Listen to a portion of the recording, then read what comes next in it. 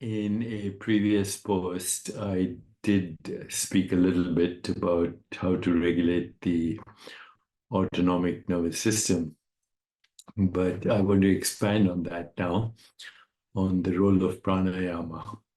I want to expand on the role of pranayama as the best practice to consciously regulate the autonomic nervous system and also to induce homeostasis, self-regulation, and healing.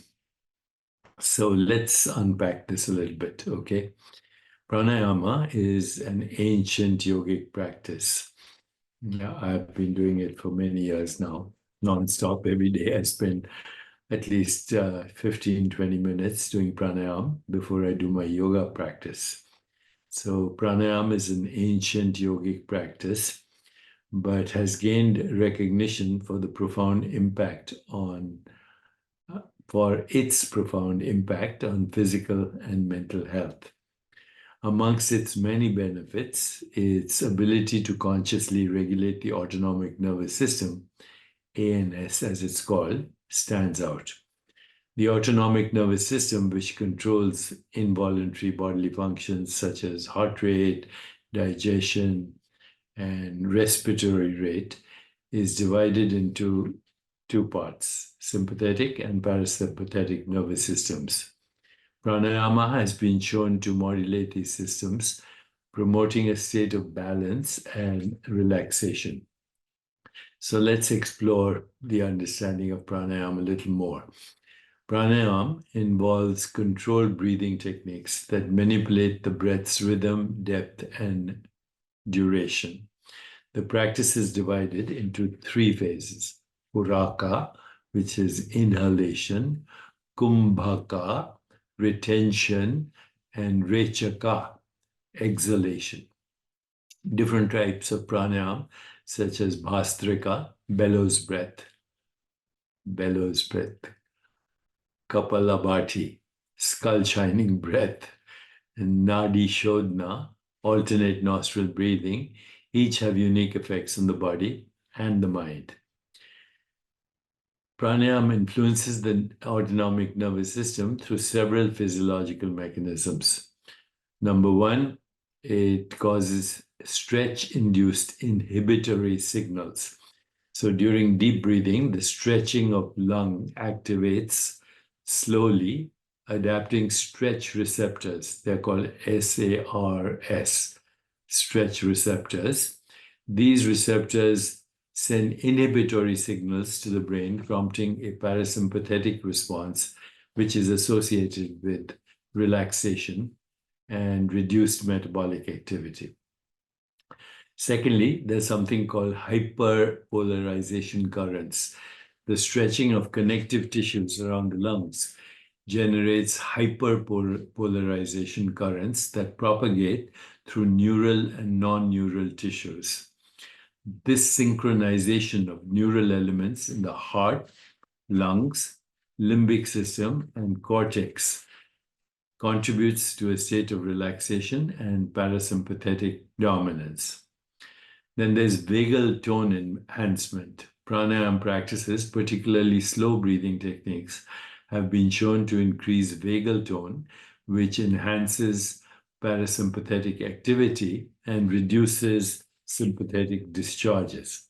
This shift in balance leads to improved autonomic regulation and reduced stress. There's a lot of evidence now from scientific studies. So regular practice of pranayama has been shown to reduce sympathetic tone within a short period, including less than 7 days. This reduction is indicative of decreased stress and improved autonomic balance. Then there's improved cardiovascular function. A study comparing fast and slow pranayama practices found that both types significantly reduced perceived stress. However, slow pranayama has a more profound effect on the cardiovascular parameters, such as heart rate, blood pressure, and also better autonomic regulation.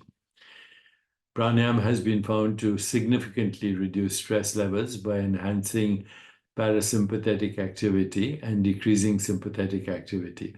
This is particularly evident in practices like Nadi Shodhana, alternative nostril breathing, which balance the two limbs of the autonomic nervous system. Pranayama practices also have emotional and psychological benefits. So, pranayama has been shown to improve emotional responses, reduce fatigue, reduce anxiety levels. The focus on controlled breathing helps shift the autonomic nervous system towards a parasympathetic state, promoting a calm and alert mind, restful alertness. Mindfulness and cognitive function also is influenced. The meditative state of pranayama enhances mindfulness and cognitive functions. By focusing on breath, practitioners can divert attention from distracting stimuli, thereby improving mental clarity and also reducing stress. So now I want to actually share with you something that I have found very useful, and that is kumbhaka in pranayama, the retention phase. And I practice this. I take in 6 deep breaths.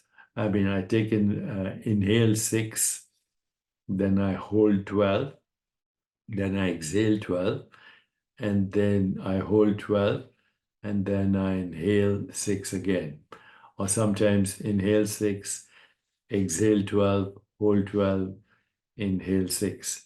That reduces, by the way, your breath rate to about 2 per minute, and your brain waves go to less than 4 hertz, which is indicative of deep sleep, but you're restfully aware.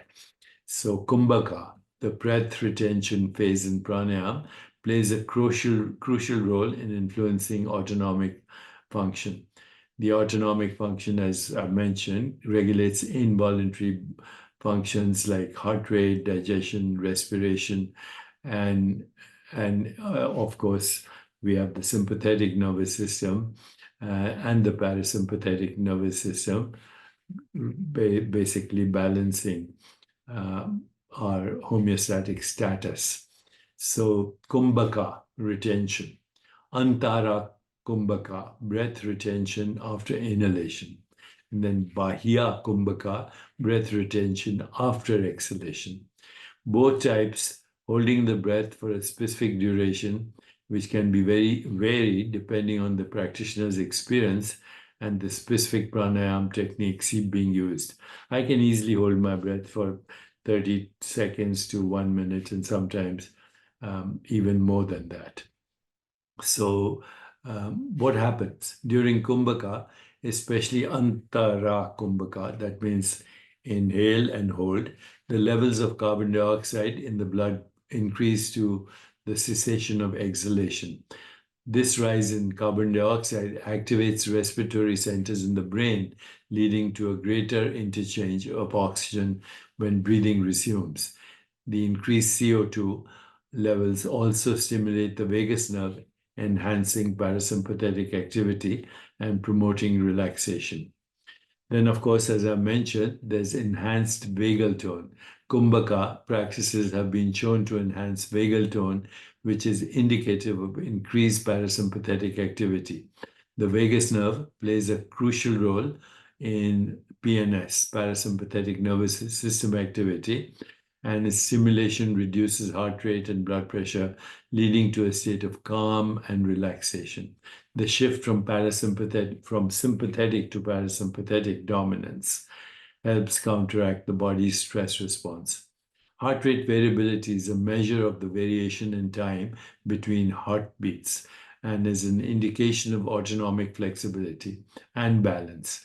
Kumbhaka practices have been found to improve HRV, suggesting enhanced parasympathetic activity and reduced sympathetic arousal. This improvement in HRV is associated with better stress resilience and cardiovascular health. Then there's activation of brain areas. Kumbhaka affects brain hemodynamics.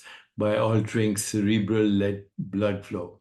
Studies have shown that breath retention can influence cerebral hemodynamics, leading to changes in end diastolic velocity and mean flow velocity in the brain.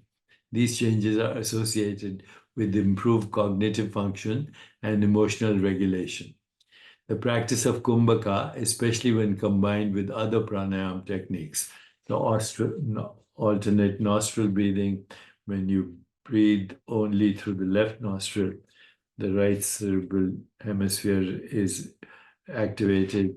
When you breathe through the right nostril, the left hemisphere, left nostril, the other hemisphere, and that's where you can balance both hemispheric functions, both for emotional resilience, but also for rational thought. I'll talk more about this in the future. The practice of kumbhaka, especially combined with other pranayama techniques, as I mentioned, can lead to neuroplastic changes in the brain.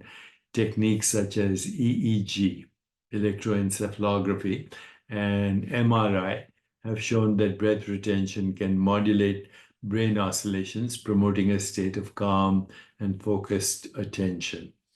This modulation helps in reducing anxiety and improving overall mental clarity.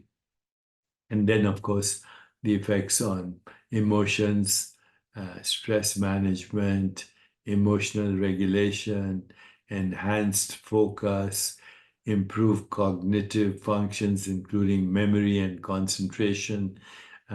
You can achieve heightened states of alertness, mindfulness, for mental clarity and emotional stability. Later, I'll talk to you about the parallels between, the autonomic nervous system and Ida, Pingala, and Sushumna, which are the subtle body equivalents of the autonomic nervous system, and how actually using pranayama can activate the subtle autonomic nervous system and enhance the capacity for what we call not only self-regulation, homeostasis, but ultimately transcendence and getting in touch with your soul. So let me know if you find this helpful, and you can continue to engage with me by going to digitaldeepak.ai as well. Okay.